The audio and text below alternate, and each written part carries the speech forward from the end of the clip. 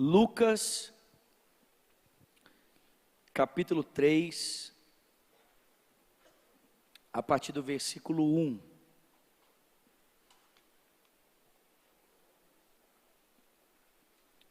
Quantos acharam? Diga, eu achei. Vamos ler aqui, queridos. Preste atenção na leitura do texto, por favor. No 15º ano do reinado de Tibério César, quando Pôncio Pilatos era o governador da Judeia, e Herodes era o tetrarca da Galileia, seu irmão Filipe, tetrarca da Itureia e Traconites, e Lisânias, tetrarca de Abilene, Anás e Caifás exerciam o sumo sacerdócio. Foi nesse ano que veio a palavra do Senhor a João, filho de Zacarias, no deserto. Ele percorreu toda a região próxima ao Jordão, pregando um batismo de arrependimento para o perdão dos pecados, como está escrito no livro das palavras de Isaías o profeta: voz do que clama no deserto, preparem o caminho para o Senhor, façam veredas retas para ele. Todo vale será aterrado, e todas as montanhas e colinas niveladas. As estradas tortuosas serão endireitadas, e os caminhos acidentados aplanados. E toda a humanidade verá a salvação de Deus. João dizia às multidões que saíam para serem batizadas por ele: raça de víboras, quem lhes deu a ideia de fugir da ira que se aproxima?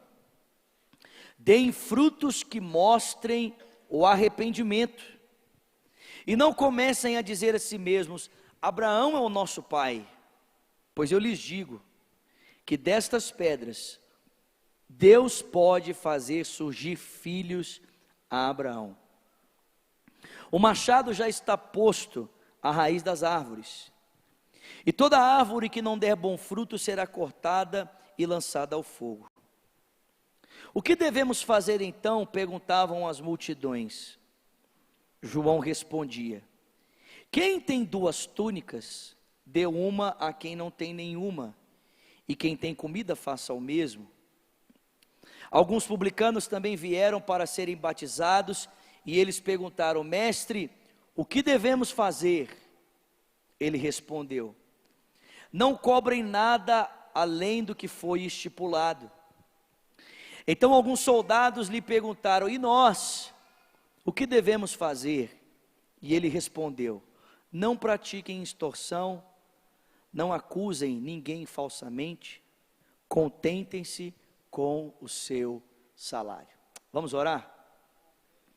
Senhor, obrigado pelo privilégio que nós temos como igreja de estarmos aqui, sentados na tua mesa, para comermos do teu pão, para nos alimentarmos de tua presença. Obrigado por ter nos atraído, obrigado, Senhor, por ter, ó Deus, com tantas dificuldades, nos atraído à tua presença, Senhor. Reconhecemos tua bondade, tua misericórdia, mais uma vez suplicamos por tua graça, pelo teu perdão, e que a tua palavra, Senhor, abra os nossos olhos nessa hora, que a tua palavra nos oriente a como viver uma vida que te glorifica, e que ao sairmos daqui, possamos colocá-la em prática, para o teu louvor e para a tua glória, em o nome de Jesus. E quem crê, diga amém. Irmãos, vivemos dias difíceis, amém? Dias difíceis, em todos os cenários da nossa nação, e parece que é exatamente isso que Lucas também pretende nos mostrar aqui nesse texto. Parece que o que Lucas pretende nos mostrar é que naquele tempo em que Deus estava usando João Batista para preparar um caminho para o Senhor, os dias também não eram bons. Parece que os dias também naquela época eram marcados por corrupção, por injustiça, por desigualdade. O texto que nós acabamos de ler começa dizendo para mim e para você que naquele tempo em que Tibério César e Pôncio Pilatos exerciam a governança da Judéia, o texto bíblico diz para mim e para você que 2 homens estavam ali exercendo o sumo sacerdócio. Um se chamava Anás e o outro se chamava Caifás.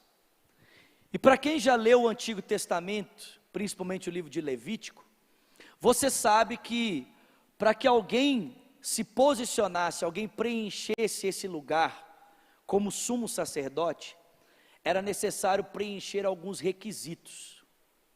Dentre eles estavam: a pessoa precisava fazer parte do povo de Israel, a pessoa precisava fazer parte da tribo de Levi, ser da família de Arão, e ser então apontado por Deus para ocupar esse ofício de sumo sacerdote. Mas apenas uma única pessoa poderia estar diante de Deus representando a nação como sumo sacerdote.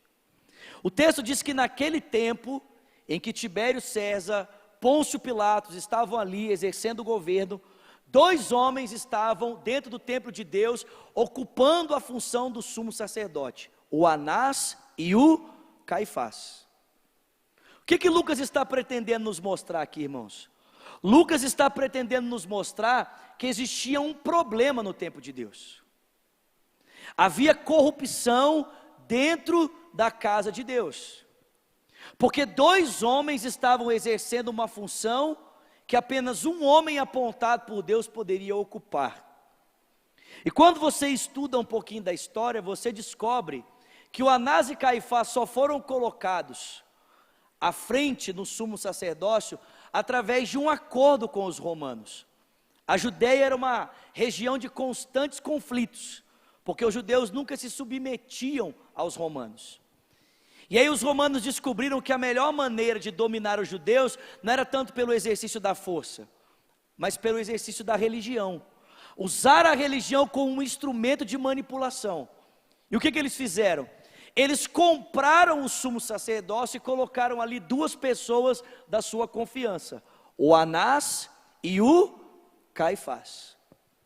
O que Lucas está mostrando para nós, queridos, é que naquele tempo em que Deus estava se movendo, preparando um caminho através de João, havia corrupção na sociedade. E a corrupção daquela sociedade começava pela casa de Deus, pelo templo de Deus. O sacerdócio de Deus estava corrompido. Mas quando a gente continua lendo, a gente percebe que não apenas o sacerdócio estava corrompido, mas existiam outras esferas da sociedade que também estavam corrompidas. Exemplo, o texto diz que as multidões iam até o Jordão para serem batizados. E quando elas iam ser batizadas, elas perguntavam: o que nós devemos fazer? E aí João dizia: quem tem 2 capas, divida com quem não tem nenhuma. E quem tem comida, faça o mesmo. O que isso parece para nós, irmãos? O que parece para nós é que aquela sociedade era marcada por desigualdade social. Enquanto poucos tinham muito, muitos tinham pouco. E parece, queridos, que não apenas havia desigualdade, mas também havia ganância, egoísmo, porque parece que quem tinha muito estava preocupado em ter cada vez mais, não estava interessado em repartir aquilo que tinha com aquele que nada tinha. Nas palavras do Juliano Som, não importa se o meu guarda-roupa está cheio, não importa se eu tenho muito, eu quero é ter mais. E não interessa se ter mais implica na escassez do outro. Não, isso não tem importância. O que importa é que eu esteja bem e muito bem suprido. Só que, irmãos, não é apenas o aspecto religioso que está corrompido e a sociedade civil. O texto aqui mostra para mim e para você que 2 outros órgãos estavam corrompidos. O órgão responsável pela segurança pública, os soldados, e os cobradores de impostos, os publicanos. Tanto os soldados como os cobradores de impostos estavam usando de maneira indevida da função, da ocupação que possuíam, não para trabalhar legitimando o esforço do povo, mas para enriquecer as custas do povo. Os soldados usavam o exercício da força para ter mais dinheiro, e os publicanos a posição que tinham para enriquecer fazendo um caixa dois. O que eu acho interessante, irmãos, é que nós não estamos lendo jornal, nós estamos lendo a Bíblia. Mas o cenário que nós vivemos no país hoje não é diferente, queridos. Nós vivemos um cenário na nossa nação de corrupção generalizada. Vocês concordam comigo? E, irmãos, uma corrupção que na minha leitura não começa pela política, nem pelo órgão de segurança pública, nem pela sociedade civil. Irmãos, a corrupção no nosso país começa pela igreja. A corrupção do Brasil começa comigo, começa com você. Pastor, essa afirmação é muito forte. Eu sei que é. Mas Jesus disse para mim e para você em Mateus capítulo 5 que nós somos o sal. Tem alguém comigo aqui? O sal e a luz do mundo. Se o sal se torna insípido, ele não serve para nada, senão para ser pisado e ser jogado fora. Jesus diz: vocês são a luz do mundo. Ele fala: não se pode esconder uma cidade edificada sobre um monte. Também não se acende uma candeia e se esconde ela, não faz sentido. Ele diz: não, se coloca num lugar alto, para que ela possa iluminar toda a casa. Jesus fala assim: assim também brilhe a vossa luz diante dos homens, que os homens possam ver as suas boas obras, e eles possam glorificar ao Pai que está nos céus. Irmãos, se falta sal na sociedade, é porque nós não estamos salgando. Se falta luz na sociedade, é porque nós não estamos iluminando. E por que é que a igreja do Senhor Jesus no Brasil perdeu a capacidade de salgar e iluminar? Bom, faço das minhas palavras aqui as palavras do Hernandes Dias Lopes. A igreja perde a sua capacidade de salgar, de iluminar, de fazer a diferença por dois motivos. O primeiro motivo é porque a igreja se perdeu na mensagem. Existe uma corrupção na mensagem que a igreja deveria pregar.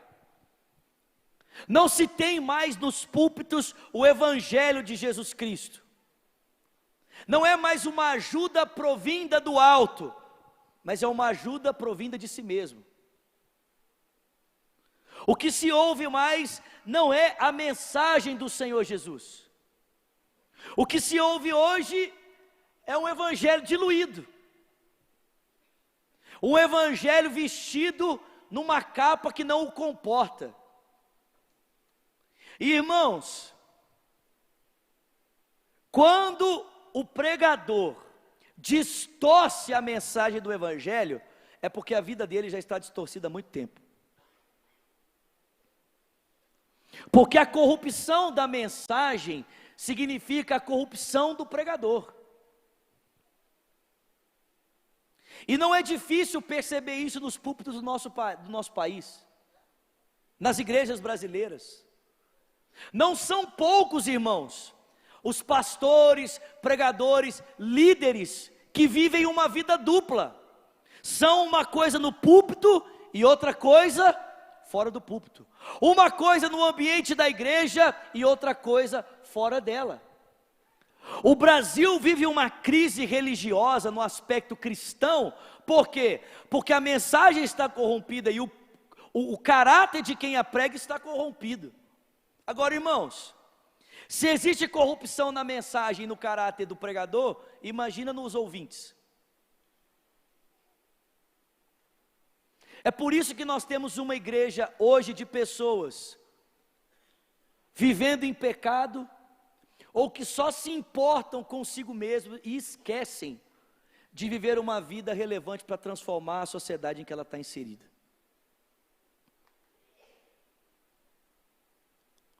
Nós vivemos um contexto de corrupção, irmãos, na sociedade civil do nosso país, nos valores morais, nos valores da justiça.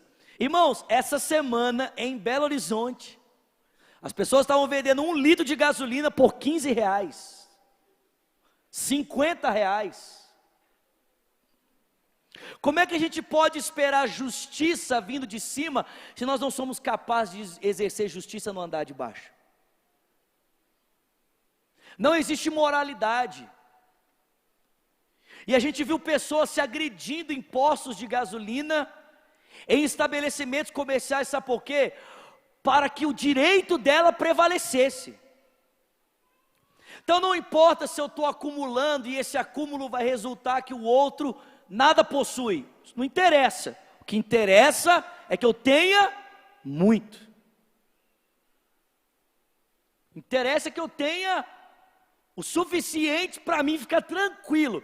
Se isso implica na escassez do outro, não me importa. O que importa é eu estar bem. E eu nem preciso falar para os irmãos que nós vivemos uma crise no sistema político e no sistema da segurança pública desse país, irmãos. Não preciso dizer isso. Basta você assistir os telejornais, você ler as páginas da internet.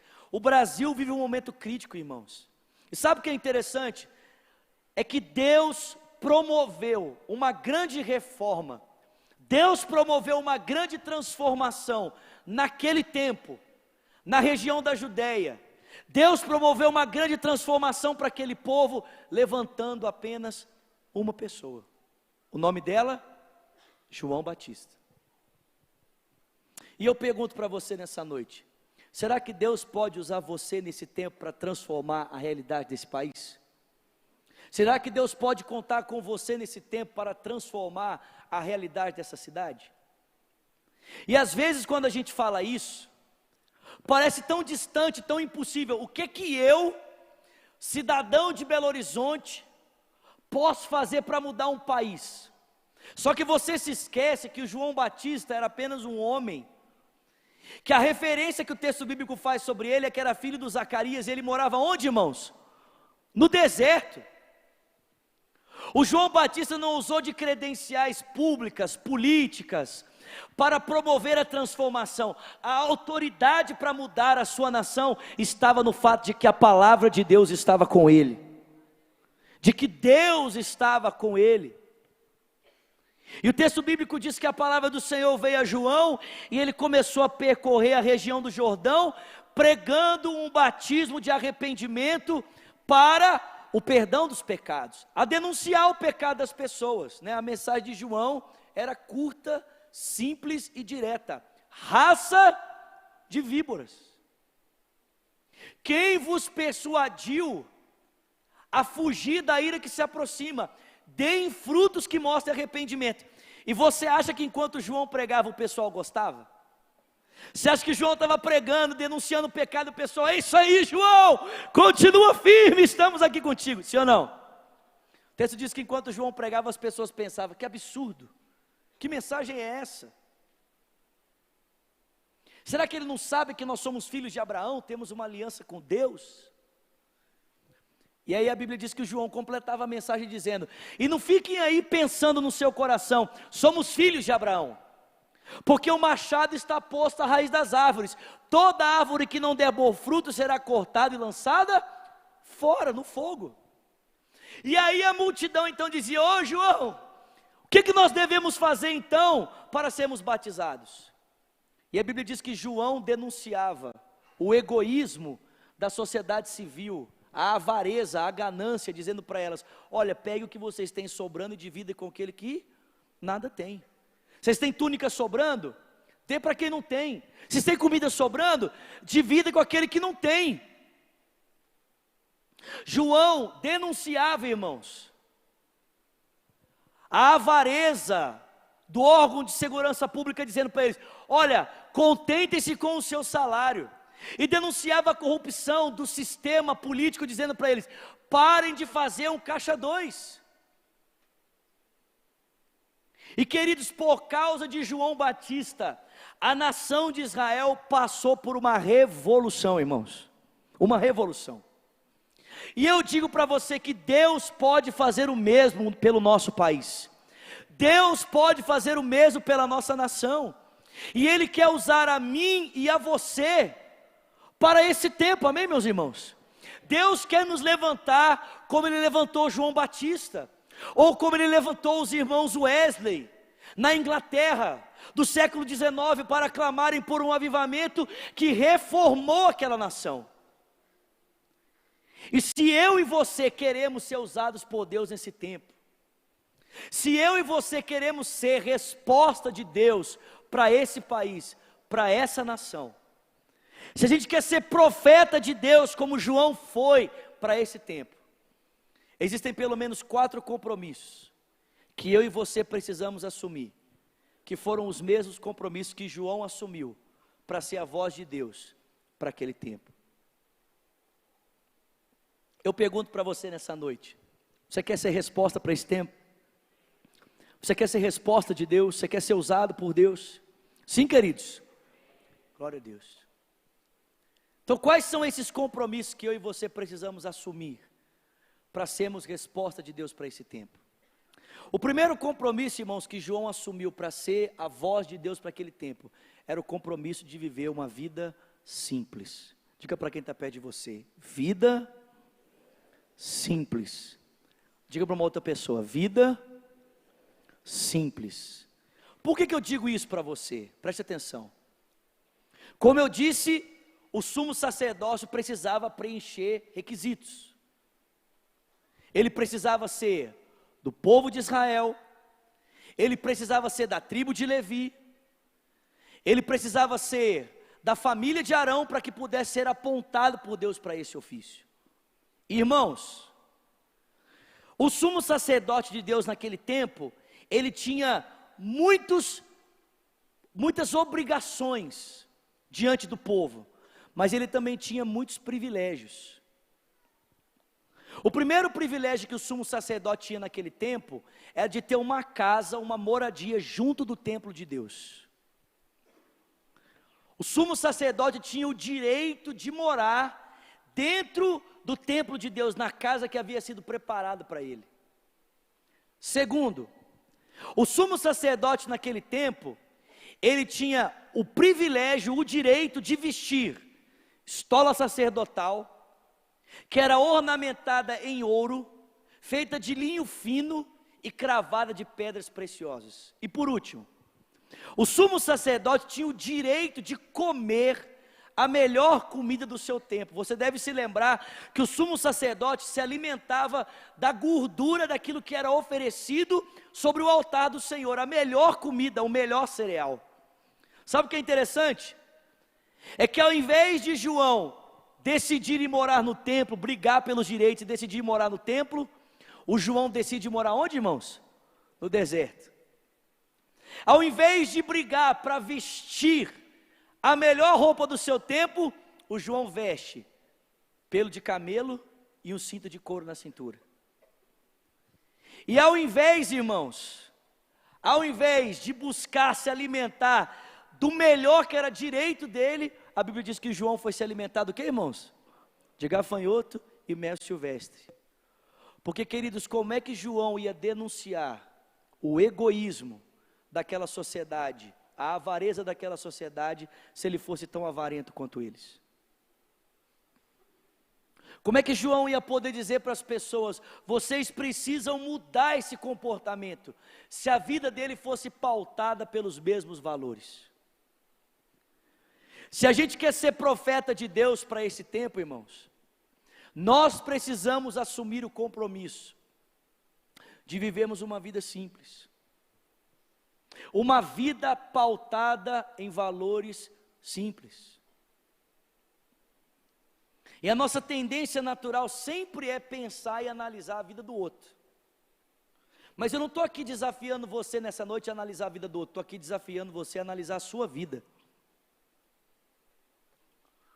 A você dobrar os seus joelhos diante de Deus e considerar diante de Deus o que Ele espera de você por vida simples.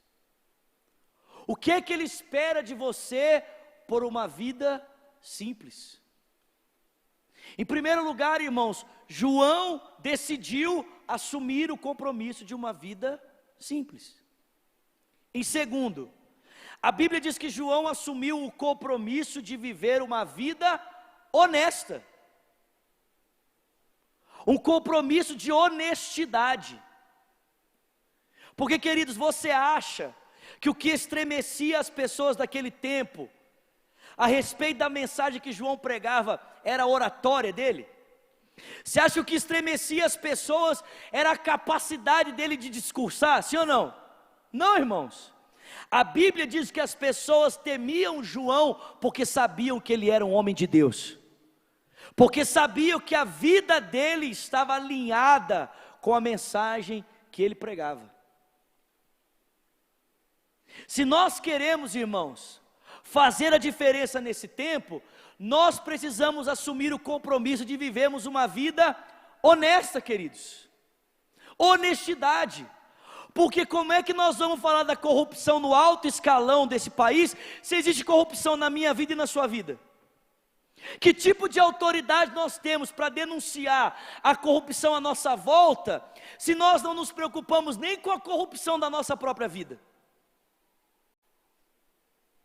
Irmãos, quando eu falo sobre corrupção, eu estou falando não de corrupção grande, não, estou falando de corrupção nas coisas mínimas, naquelas coisas costumeiras do dia a dia.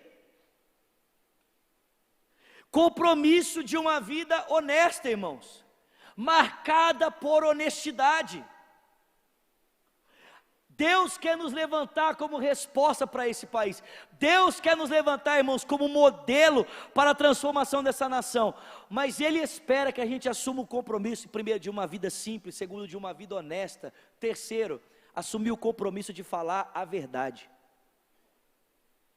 A verdade. Porque, irmãos, o discurso de João não era baseado no que ele queria, no que ele sentia ou no que ele achava. O discurso de João era baseado na palavra de Deus, na palavra que Deus havia plantado no seu coração. E ele não negligenciava esse discurso. Ele não tinha uma palavra para os poderosos e outra palavra para as pessoas simples. Ele não tinha uma pregação para as autoridades políticas e outra para a sociedade civil. Não, João tinha uma mensagem só, e a mensagem dele era: arrependei-vos. Arrependei-vos, porque está próximo o reino dos céus. Irmão, João não falava sobre a verdade. João não usava a verdade para falar. João não acrescentava a verdade ao seu discurso. Não, irmãos, João falava a verdade, simples e pura, como Deus havia plantado no seu coração. Se nós queremos ser profetas para esse tempo, nós precisamos assumir o compromisso de falar a verdade. E a verdade não é o que eu penso, a verdade não é o que eu sinto, a verdade não é o que eu quero, a verdade é a palavra de Deus. Ela é a verdade. Ela é a verdade. Vida simples, vida honesta, falar a verdade. E por último, João assumiu o compromisso de viver uma vida para a glória de Deus. A maioria dos estudiosos acredita que o ministério de João tenha durado 6 meses. 6 meses. Sabe quantos milagres ele operou? Nenhum. Sabe quantos cegos enxergaram através de João? Nenhum. Quantos paralíticos andaram? Quantos mortos ressuscitaram? Quantos? Nenhum. Mas em 6 meses, irmãos, João virou a sua nação de cabeça para baixo. As pessoas afluíam para o deserto, para ouvir a palavra viva e dura do profeta, do que ir para o templo para ouvir uma mensagem morta, desapropriada da presença de Deus. E a revolução, queridos, a reforma proposta por João, foi tão significativa, que a Bíblia diz, que as pessoas começaram a olhar para ele e dizer assim: é ele, é o Messias. Ele é o Messias, é ele, tenho certeza, é ele. Ele é o profeta que Deus está levantando, é ele. E o texto diz que quando João começou a perceber que as pessoas estavam olhando para ele, e pensando que ele era o Messias, o João disse: opa, gente, espera, está acontecendo uma confusão aqui. Vocês estão pensando que eu sou ele? Não, não, não, não, não, não, não, não, não. Eu batizo vocês com água para arrependimento, mas vem alguém depois de mim, ele é muito maior do que eu não sou nem digno de desamarrar as correias das suas sandálias. Eu estou batizando vocês com água para arrependimento, mas aquele que vem depois de mim vai batizar vocês no Espírito Santo e no fogo. Ele traz na sua mão uma pá, e ele então vai limpar a sua eira, separando o joio do trigo. A noiva pertence ao noivo, eu sou apenas o amigo do noivo, e o amigo do noivo se alegra com o noivo, e com o fato de a noiva pertencer a ele. Eu não sou aquele que há de vir, na verdade, o que importa é que ele cresça, e que eu diminua. Irmãos, quando Jesus apareceu, João disse: esse aí, eis aí, o Cordeiro de Deus, que tira o pecado do mundo. E você acha, querido, você acha que porque João viveu uma vida assim, as pessoas gostaram dele? Você acha que porque João viveu essa vida baseada em simplicidade, honestidade, verdade e viver para a glória de Deus, não apontar para si mesmo, mas apontar para o Senhor, as pessoas aplaudiram João e disseram: uhul, vamos votar nele para presidente da república? Sim ou não, irmãos? Não. A Bíblia diz que porque João viveu essa vida, ele terminou os seus dias com a sua cabeça cortada e colocada numa bandeja de prata como um presente para alguém. Mas sabe o que é interessante? É que ainda que as pessoas daquele tempo desconsiderassem a importância de João Batista, existia uma pessoa naquele tempo que o considerava e sabia a realidade, a importância da sua vida e do seu ministério. E essa pessoa era o Senhor Jesus. Porque na verdade, irmãos, o que importa para nós não é o quanto a nossa vida é notória apenas às pessoas, mas o quanto a nossa vida é notória ao Filho de Deus. Porque no final das contas, querido, a palavra que vai fazer diferença na minha história e na sua história, não é a palavra que os outros podem dizer sobre nós, mas é a palavra que o Filho de Deus diz sobre nós. E o texto bíblico diz que Jesus, quando ficou sabendo da morte de João, disse: gente, hoje morreu alguém muito importante. Na verdade, entre os nascidos de mulher, não houve ninguém como esse cara chamado João Batista. Que a nossa expectativa, irmãos, seja a mesma expectativa de Paulo, de poder terminar a nossa vida dizendo: olha, eu combati o bom combate, eu completei a minha carreira, eu guardei a fé, e eu sei agora que a coroa da justiça me está guardada, a qual o Senhor Jesus, reto juiz, me dará naquele dia, e não somente a mim, mas a todos aqueles que amarem a sua vinda. Que a gente possa terminar a vida naquela expectativa de ouvir o Senhor Jesus Cristo dizer para mim e para você: vinde benditos do meu Pai, para o reino que vos está preparado, desde a fundação do mundo.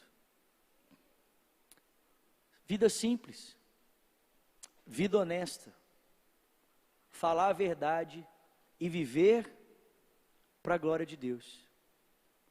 Princípios tão simples, não é, irmãos? Que Deus pode usar para transformar a realidade desse país, a realidade dessa nação. Que Deus pode usar para transformar as pessoas à sua volta, a sua rua, o seu bairro, essa cidade, esse estado e esse país. Amém, queridos? Fica de pé no seu lugar, por favor.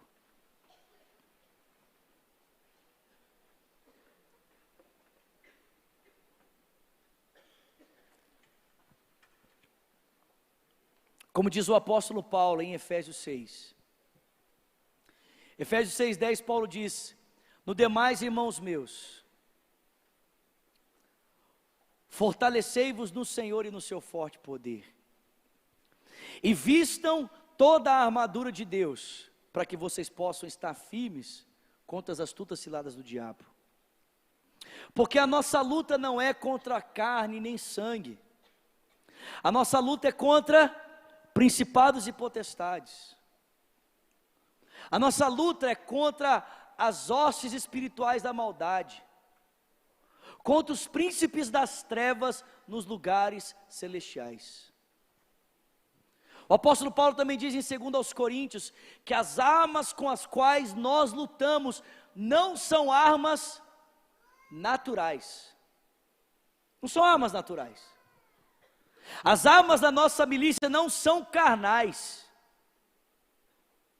elas são espirituais, e poderosas em Deus para destruir fortalezas. As nossas armas são essas, irmãos: simplicidade, honestidade, verdade e viver para a glória de Deus. Essas são as nossas armas, querido, as armas com as quais nós lutamos, para vermos um Brasil transformado para a glória do Senhor Jesus Cristo. Amém? Feche os seus olhos, por favor, não saia ainda, nós vamos tomar a ceia do Senhor, amém? Feche os seus olhos. Querido, certamente, assim como a minha, essa palavra confronta você, porque não existe ninguém aqui nessa noite, penso eu, que possa bater no peito e dizer que vive essa vida totalmente centrada nesses 4 parâmetros. Ninguém que possa bater no peito e dizer: não, eu sou essa pessoa. Todos nós estamos caminhando, todos nós estamos crescendo. E se nessa noite, querido, a palavra confrontou você em alguma dessas áreas, que você carece de transformação, de mudança, eu desafio você a se arrepender nessa hora, dizer: Deus, me perdoa, eu quero ser diferente, eu quero ser mais honesto, ou eu quero falar mais a verdade, ou eu quero ser mais simples, Deus, ou eu quero deixar de me preocupar tanto em construir um legado para mim mesmo, e começar a me preocupar mais em construir algo para o teu louvor e para a tua glória, Senhor. Pai, obrigado pela tua palavra nessa noite. Estamos vivendo um tempo, Senhor, complexo, difícil, mas o Senhor nos chama para sermos a resposta. O Senhor nos chama, Deus, para sermos esperança para quem não tem esperança, vida para quem não tem vida, Senhor. E Deus, nós te pedimos perdão porque sabemos que se não estamos sendo ainda a resposta para o nosso país, é porque nos falta simplicidade, nos falta verdade, nos falta honestidade, Senhor, nos falta o compromisso sincero de vivermos para a tua glória. Como igreja do Senhor nessa noite, nós nos arrependemos, Deus, e te pedimos, Pai, levanta-nos, usa-nos, Deus, em nome de Jesus, que daqueles que se encontram aqui e daqueles que nos acompanham pelos meios de comunicação, o Senhor levante um grande exército, como o Senhor levantou na Inglaterra através dos irmãos Wesley, através de George Whitefield, em tantos lugares onde o Senhor trouxe avivamento sobre uma nação. Pai, levanta-nos nessa noite, levanta-nos com o espírito de misericórdia, de compaixão, de simplicidade, com o desejo por uma vida honesta, Senhor, pautada na verdade, para a glória do teu nome, Deus. Faça isso, Senhor, faça isso, nós te pedimos, Senhor, te pedimos, ó Deus, em o nome de Jesus, amém. Com seus olhos fechados, coloque as suas 2 mãos sobre o seu coração, por favor, e ore comigo dizendo: Senhor Jesus, nessa noite, eu abro o meu coração, e eu te entrego a minha vida. Diga: Jesus Cristo, eu reconheço, que Tu és, o único Senhor, e suficiente, Salvador.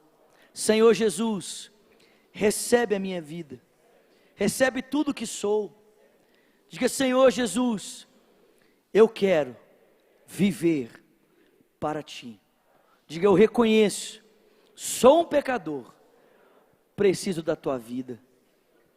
Ore também dizendo: e eu, Senhor, que um dia andei nos Teus caminhos, mas eu me desviei. Diga: nessa noite, arrependido, eu volto, na certeza de que o Senhor me recebe. Com seus olhos fechados, por favor, suas 2 mãos sobre o seu coração. Antes de nós distribuirmos os elementos da ceia para participarmos da vida do Senhor, eu gostaria de fazer essa pergunta: se há alguém entre nós que fez essa oração pela primeira vez dizendo: Jesus Cristo, eu te confesso como meu único Senhor e suficiente Salvador. Ou se há alguém entre nós dizendo: eu quero voltar para o Senhor Jesus, eu quero me reconciliar. Se você fez essa oração dizendo: eu quero entregar minha vida a Cristo, eu quero voltar para Jesus, antes de nós tomarmos a ceia, eu quero orar por você, eu quero orar com você. E para isso eu gostaria que, sem constrangimento, você levantasse uma das suas mãos para que eu pudesse te conhecer. Existe alguém aqui nessa noite que diz: eu quero entregar minha vida a Cristo, ou eu quero voltar para o Senhor Jesus? Levante bem alto uma das suas mãos. Eu quero conhecer você, eu quero orar por você essa noite. Tem uma mão levantada lá atrás. Existe mais alguém? Levante bem alto uma das suas mãos, por favor, por favor. Tem mais uma mão levantada lá atrás. Mais alguém? Tem mais uma mão levantada lá atrás. Isso, levante bem alto, uma das suas mãos. Vou pedir que vocês que levantaram as mãos, venham aqui pertinho de mim, por favor, para que eu possa orar com vocês. Vem cá, vem cá. Pode vir com ela, isso. Vamos aplaudir esses queridos que estão chegando.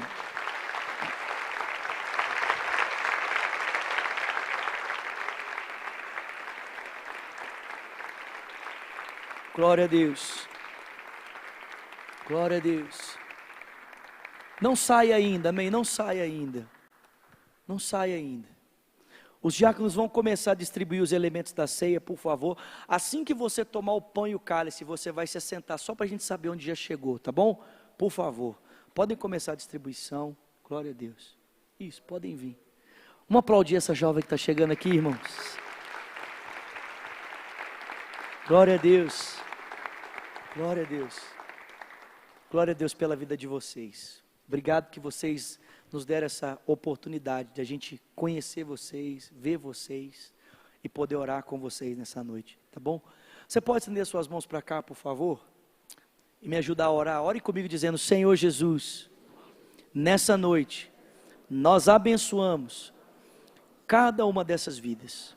Diga: declaramos que elas são tuas, que elas pertencem ao Senhor. Diga: Pai, nessa noite, nós te pedimos, envia ao coração delas o teu Espírito, que elas recebam graça, que elas recebam favor. Diga: nessa noite, nos comprometemos em viver com elas a tua nova vida, para a glória do teu nome, em o nome de Jesus, amém, amém, glória a Deus. Vamos aplaudi-los mais uma vez, irmãos. Glória a Deus, glória a Deus, glória a Deus. Olha só, eu queria só mais 2 minutos da atenção de vocês, se vocês nos permitirem. A gente queria muito anotar o nome de vocês e o telefone, entregar a vocês um presente, para que a gente pudesse entrar em contato com vocês após essa celebração, para ajudar vocês nessa caminhada com Jesus Cristo. Pode ser? É bem rapidinho, ótimo. Esse pessoal que está atrás de vocês de colete vai ajudá-los nesse sentido.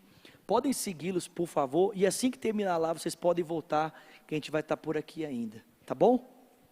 Glória a Deus, glória a Deus. Vamos cantando, irmãos? Eu quero ter os teus pensamentos, preciso ter os teus sentimentos, ó Deus, ó eterno Deus, subsistindo em forma de Deus, se esvaziou e se fez como os seus, ele perdoou, não considerou, cante, compaixão e misericórdia, humilhação e exaltação. Eu canto da glória que mudou história, me fez viver, renascer. Eu canto da glória, o Filho é a glória do próprio Deus, do eterno Deus, amém. Fica de pé. Eu quero ter os teus pensamentos, preciso ter os teus sentimentos, ó Deus. Ó eterno Deus, subsistindo em forma de Deus, se esvaziou e se fez como seus, ele perdoou. Não considerou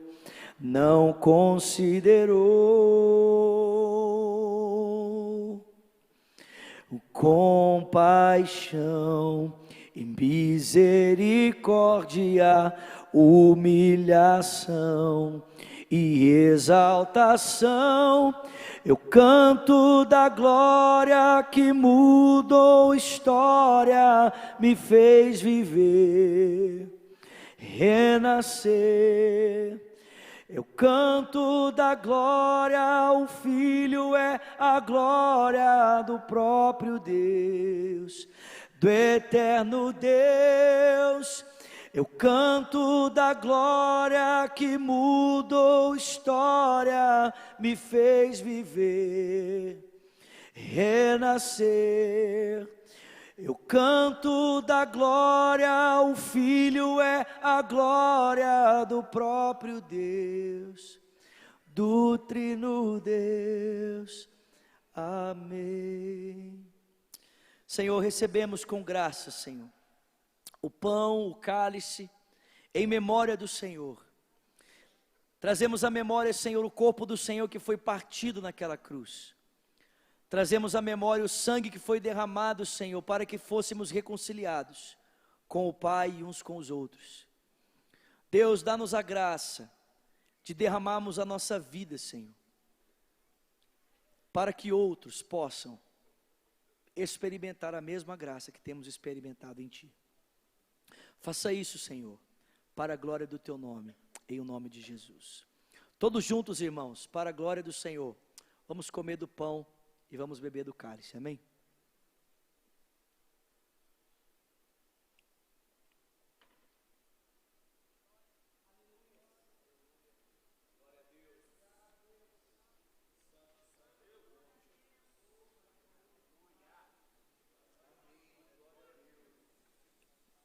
Levante o seu cálice vazio. Ele está vazio porque Jesus se esvaziou para que você fosse cheio, querido. Por sua graça somos salvos. Agradeça ao Senhor nessa noite, agradeça a Ele, glorifique o nome dEle, consagre mais uma vez a sua vida ao Senhor, consagre tudo que você é ao Senhor nessa noite. Obrigado, Pai, obrigado, Pai, leva-nos em paz, nós te pedimos, guardados pela Tua boa e poderosa mão, e que a graça do nosso Senhor Jesus Cristo, que o amor de Deus o Pai, a comunhão e o consolo que provém do Espírito seja com o povo de Deus, aqui e espalhado em toda a terra, desde agora e para sempre. Quem crê, diga amém. Dê um abraço a quem está perto de você, vai na graça, vai na paz, diga para ele: simplicidade, honestidade, verdade e viver para a glória de Deus, amém, meus irmãos? Deus os abençoe em nome de Jesus, até domingo que vem, se Deus quiser, para a glória do Senhor.